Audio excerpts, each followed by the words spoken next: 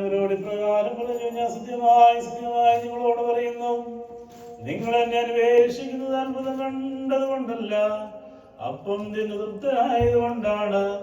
നിങ്ങൾ നശിച്ചു പോകുന്ന ആഹാരത്തിന് വേണ്ടിയല്ല, നിത്യജീവനായി നിലനിൽക്കുന്ന ആഹാരത്തിന് വേണ്ടിയാണ് യത്നിക്കേണ്ടത്.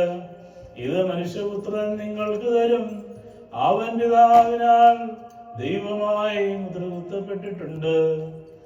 അവർ അവനോട്, ദൈവത്തിന്റെ പ്രവൃത്തികളെ അനുഷ്ഠിപ്പാൻ ഞങ്ങൾ എന്ത് ചെയ്യേണ്ടു എന്ന് ചോദിച്ചു.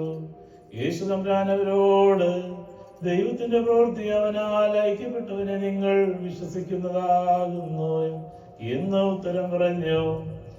അവർ അവനോട്, ഞങ്ങൾക്ക് കണ്ടു നിന്നെ വിശ്വസിപ്പാൻ തക്കവണ്ണം നീ എന്ത് അത്ഭുതം നടത്തുന്നു, നീ എന്ത് പ്രവർത്തിക്കുന്നു?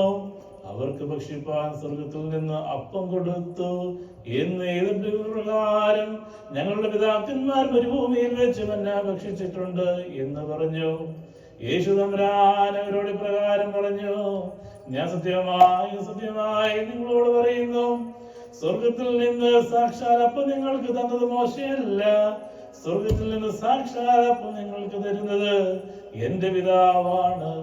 എന്നാൽ പിതാവിന്റെ ദൈവത്തിന്റെ അപ്പം സ്വർഗത്തിൽ നിന്നിറങ്ങി ലോകത്തിന് ജീവൻ നൽകുന്നതാകുന്നു. അവരവനോട്, കർത്താവേ, ഈ അപ്പം ഞങ്ങൾക്ക് എല്ലായ്പ്പോഴും നൽകണമേ എന്ന് പറഞ്ഞു.